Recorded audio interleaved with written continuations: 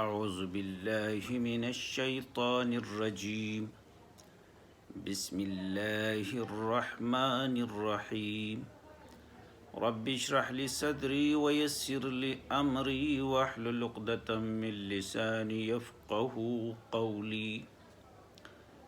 محترم سامعین و ناظرین، درس قرآن حکیم کے سلسلے میں آج سورہ صافات کی آیات 62 سے شروع کر لیں گے، جتنا ہو سکے آپ کو پیش کریں گے۔ آئیے کہ آیات نمبر 62 کی تلاوت اور ترجمہ۔ اذالک خیر نزلا ام شجرۃ الزقوم، بھلا یہ بہتر ہے مہمانی یا زقوم کی درخت کی مہمانی۔ زقوم کو اردو میں سینڈ کہا جاتا ہے۔ ترجمہ ایک بار پھر سن لیجئے۔ بھلا یہ بہتر ہے مہمانی یا درخت سینڈ کا۔ انا جعلناها فتنة للظالمین، ہم نے اس کو کر رکھا ہے ایک آزمائش ظالموں کے واسطے۔ ہم نے اس کو ایک آزمائش بنا رکھا ہے ظالموں کے واسطے۔ انہا شجرۃ تخرج فی اصل الجحیم، وہ ایک درخت ہے نکلتا ہے دوزخ کی جڑ میں۔ وہ ایک درخت ہے جو نکلتا ہے دوزخ کی جڑ میں۔ طلعها كأنه رؤوس الشیاطین، اس کا خوشہ جیسے شیطان کا سر، اس کا خوشہ شیطان کے سر جیسا۔ فَإِنَّهُمْ لَآكِلُونَ مِنْهَا فَمَالِئُونَ مِنْهَا الْبُطُونَ، سو وہ اس میں سے کھائیں گے پھر بھریں گے اس سے پیٹ، اس میں سے کھائیں گے اور بھریں گے پیٹ۔ یہ آیات نمبر 61 سے 66 تک۔ ترجمہ۔ اب اس کا مختصر مفہوم دیکھ لیجئے۔ اس سے سابقہ آیاتوں کے اندر جنتیوں کے خوراک، غذا اور ان کے انعامات کا تذکرہ تھا، ان کے مہمان نوازی کا تذکرہ تھا۔ اب آگے نافرمان سرکش لوگوں کے لیے جو کچھ وہاں ملتا ہے ان کا تذکرہ ہے۔ اللہ تعالیٰ اس کو ایسے الفاظ میں یاد کرتے ہیں کہ دیکھو یہ مذکورہ چیزیں مہمان نوازی کے لحاظ سے زیادہ بہتر ہے یا اب جو آ رہے ہیں یہ۔ تو اس میں زقوم کا تذکرہ کر لیا۔ زقوم کسے کہا جاتا ہے؟ جہنمیوں کی خوراک ہے زقوم، اور کہتے کسے؟ اس کے بارے میں مفسرین لکھتے ہیں کہ جزیرۃ العرب کے علاقہ تہامہ میں ایک درخت پایا جاتا ہے، اس کو زقوم کا نام دیا جاتا ہے۔ علامہ علوسی روح المعانی کا مصنف، اس نے لکھا ہے یہ چیز دوسرے بنجر صحراؤں میں بھی ہوتا ہے زقوم، اور بعض حضرات نے فرمایا یہ وہی درخت ہے جس سے اردو میں تھوڑ کہتے ہیں۔ اسی کے قریب قریب ایک اور درخت جو ہندوستان کے علاقے میں پایا جاتا ہے، ناگ بھن کہتے ہیں اس کو، ناگ بھن کے نام سے یاد کرتے ہیں۔ بعض حضرات نے اس کو زقوم قرار دیا ہے ناگ بھن کو، اور زیادہ قرین قیاس ہے یہ۔ اب حضرات مفسرین کی آراء میں جو اختلاف پایا جاتا ہے، جنہوں نے جو درخت کھلایا جاتا ہے، جہنمیوں کو جو درخت کھلایا جائے گا وہ یہی دنیا کا زقوم ہے یا کوئی اور درخت؟ اس آراء میں مفسرین کے درمیان اختلاف ہے۔ بعض حضرات نے فرمایا کہ یہی دنیا کا زقوم مراد ہے، یہ ان کو کھلایا جائے گا۔ بعض نے کہا دوزخ کا زقوم بالکل الگ چیز ہے دنیا کے زقوم سے، اس کا کوئی تعلق نہیں ہے اسے۔ بظاہر ایسے ہی معلوم ہوتا ہے کہ جس طرح سانپ، بچھو وغیرہ دنیا میں بھی ہوتے ہیں، اسی طرح دوزخ میں بھی ہوتے ہیں، لیکن دوزخ کے سانپ بچھو یہاں کے سانپ بچھوؤں سے کہیں زیادہ خوفناک اور کہیں زیادہ بڑے ہوتے ہیں۔ اسی طرح دوزخ کا زقوم بھی اپنے جنس کے لحاظ سے تو دنیا ہی کے زقوم کی طرح ہوگا، لیکن یہاں کے زقوم سے کہیں زیادہ کریہ المنظر اور کھانے میں کہیں زیادہ تکلیف دہ ہوگا۔ یہ تو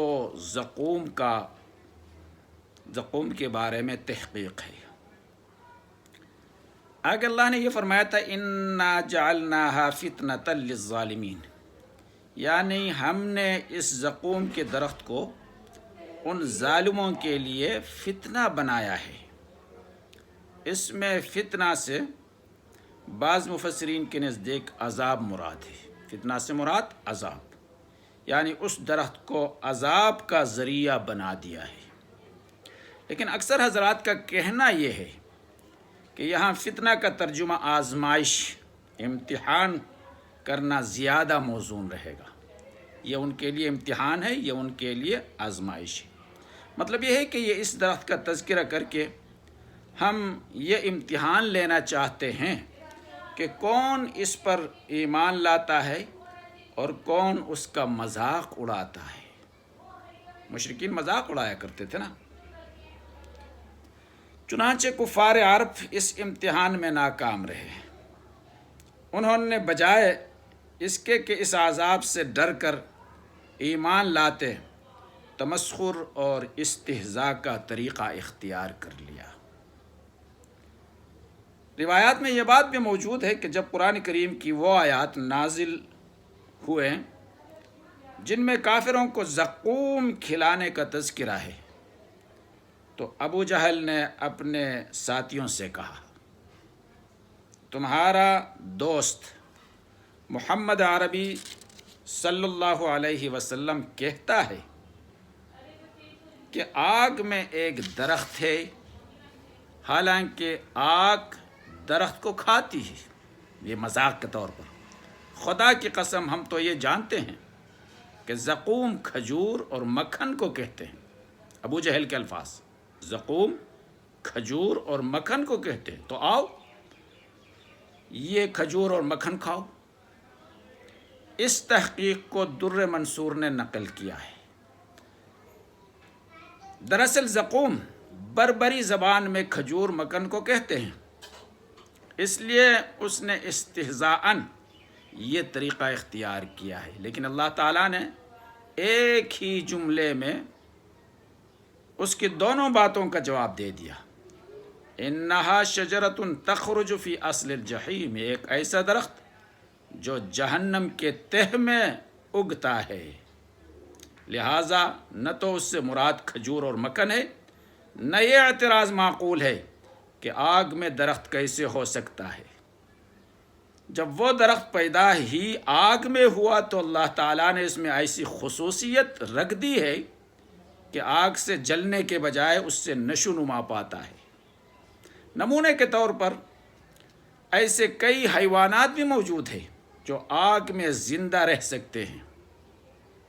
آگ انہیں جلانے کے بجائے ان کو نشو نما عطا کرتا ہے، جیسے بعض جانوروں کو پانی بہانے کے، ڈھبانے کے بجائے ان کو نشو نما عطا کرتا ہے۔ طلعها كأنه رؤوس الشياطين، اس میں یہ بتایا جا رہا ہے کہ زقوم کے پھل کو شیطان کے سروں سے تشبیہ دی گئی ہے۔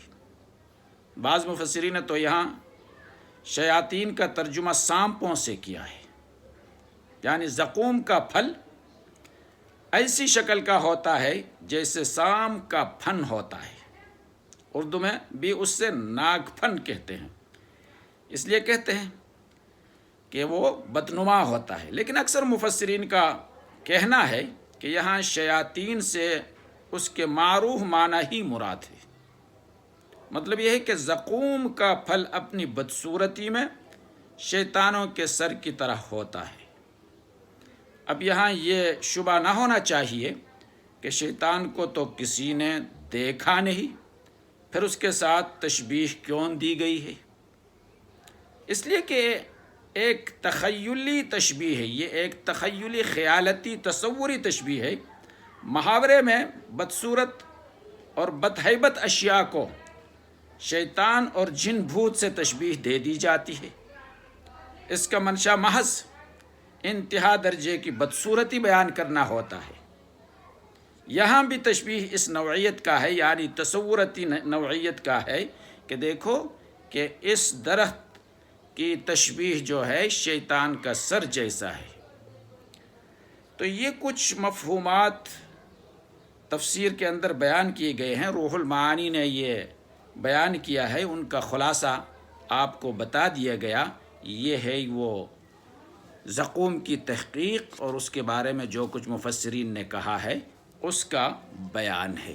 اللہ تعالی ہم سب کو جہنم سے بچائے، اللہ تعالی ہم سب کو جنت کا مستحق بنائے، ہم سے اللہ تعالی ایسے اعمال لے لے، ایسے اعمال کرائے جو ہمیں سیدھا جنت کی طرف لے جائے، ورنہ بہت مشکل کام ہے۔ جہنم کا تصور ہی ہمارے لیے بڑا مشکل ہے۔ وما علینا الا البلاغ۔